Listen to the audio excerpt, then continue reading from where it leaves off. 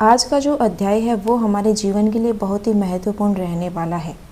यहाँ पर हम जानेंगे कि क्या हम अपने संपूर्ण जीवन काल में इतने मजबूर रहे होते हैं कि हम खुद में कोई सुधार कर ही नहीं सकते। तो चलिए बिना देरी के इस अध्याय को शुरू करते हैं।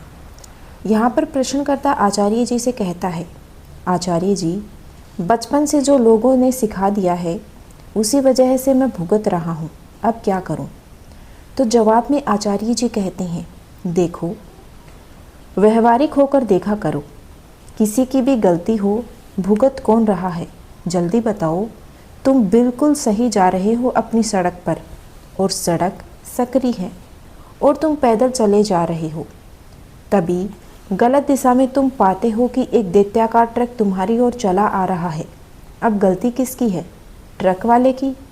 और तुम कहो कि मेरी कोई गलती नहीं है, मैं तो नहीं हटूंगा। मत हटो, भुगतेगा कौन? या गलती का कानून बताओगे, गलती किसकी है?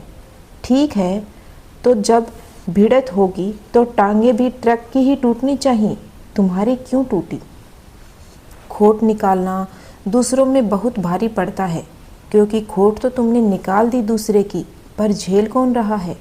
गलती किसी की भी हो, हमें नहीं पता कि गलती किसकी है, पर भुगत कौन रहा है?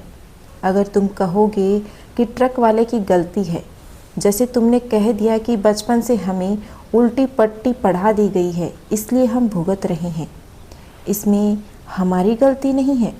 बचपन से हमें जिन्होंने गलत शिक्षा दी है उनकी गलती है।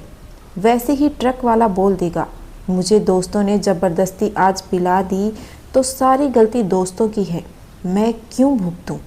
अंततः गलती किसकी है, इस पर तो तुम कभी पहुंच ही नहीं पाओगे। कोई आखिरी निष्कर्ष निकलेगा ही नहीं। हाँ, दूसरों की गलती खोजते खोजते कष्ट तुम खुद बहुत सह जाओगे और सुधरने के रास्ते में बड़ी से बड़ी बाधा होती ही यह है कि हमारी थोड़ी गलती है, हमारी गलती नहीं है। ट्रक सही दिशा में आ रहा हो कि गलत दिशा में आ रहा हो, अगर सामने से चढ़ा ही आ रहा हो तुम्हारे ऊपर, तो बराबरता की त्वरता से, बराबर की ऊर्जा से कूदकर अलग हो जाना।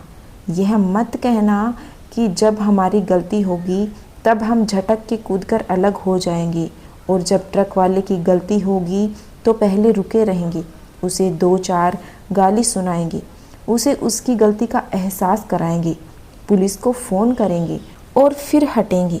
नहीं साहब, गलती आपकी हो या गलती उसकी हो, यह प्रश्न ही व्यर्थ है।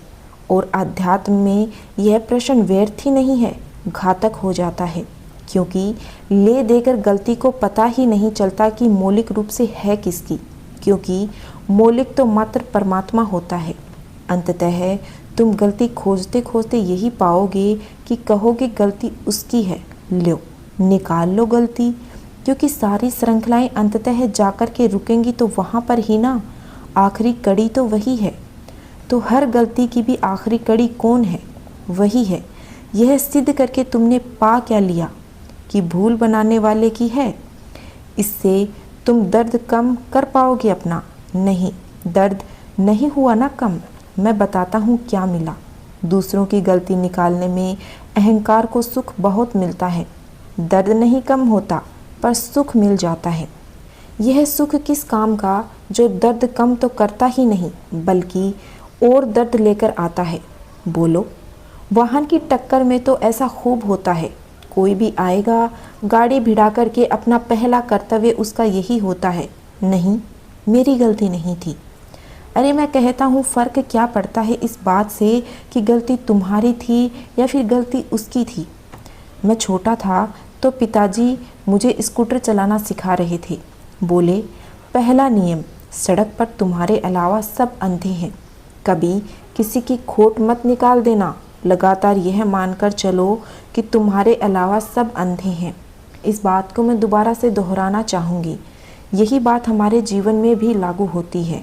हमें लगातार यह मानकर चलना है कि यहाँ पर हमारे अलावा सब अंधे हैं, इसलिए हमारा ध्यान हमें खुद रखना है। इसलिए बचने की पूरी जिम्मेदारी सिर्फ तुम्हारी है, तुम्हारी ही नहीं, मात्र तुम्हारी है। कभी यह तर्क तो देना ही मत कि वो सामने वाला गलत चल रहा था इसलिए दुर्घटना हो गई। टांग किसकी टूटी? तुम्हारी ना। तो यह तर्क किस काम का कि मेरी थोड़ी ही गलती थी। यह तर्क तो देना ही मत कि सरकार बड़ी बेकार है, अचानक से गड्ढा आ गया। होगी सरकार बेकार, टांग किसकी टूटी? तुम्हारी ना। तो सरकार को दोष देने से क्या मिला? और आध्यात्म में तो सदा गलती निकालना आसान रहता ही है। हम सब जानते हैं कि अहंकार बाहरी प्रभावों से पोषण पाता है। तो जैसे ही तुम्हारी कोई खोट उजागर हो तुरंत कह दो, नहीं यह खोट मौलिक थोड़ी है, यह तो हमारी शिक्षा व्यवस्था की करतूत है।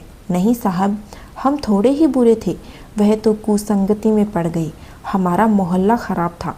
गलती लगातार दूसरे की, और बात तुम्हारी ठीक भी है, गलती तो दूसरे की ही है, पर टांग किसकी टूट रही है भाई? मैं फिर पूछता हूँ, वह आया था कुसंगति तुम्हारे प्रभावित करने, तुम प्रभावित हुए क्यों? तो तुम कहते हो हम छोटे थे, हमें कुछ पता ही नहीं था, हम गोलू थे, हम प्रभावित हो गए। तो मैं पूछता हूँ कि तुम अभी भी गोलू हो। बचपन में बुरी सोहबत का असर पड़ गया तुम पर। अभी क्या उम्र है तुम्हारी, पर रोना चलता है। हम क्या करें, बचपन में हमें सुख सुविधा नहीं मिली तो हमें कुछ आता नहीं। बचपन में नहीं मिली। कितना लंबा है बचपन तुम्हारा, कितने साल के हो? प्रश्नकर्ता 30 साल। आचार्य जी, अब क्या कहें बताओ। इस अध्याय को हम यहीं पर विराम देते हैं। इस अध्याय के अगले पार्ट को या फिर पूरा अध्याय सुनने के लिए आप कमेंट कर देना, हम जल्दी ही नेक्स्ट पार्ट लेकर आएंगे। वीडियो पसंद आ रहा हो तो वीडियो को लाइक कर देना, और ऐसे ही आध्यात्मिक मोटिवेशनल डेली लाइफ बातें सुनने के लिए हमारे चैनल को सब्सक्राइब कर लेना। Thank you.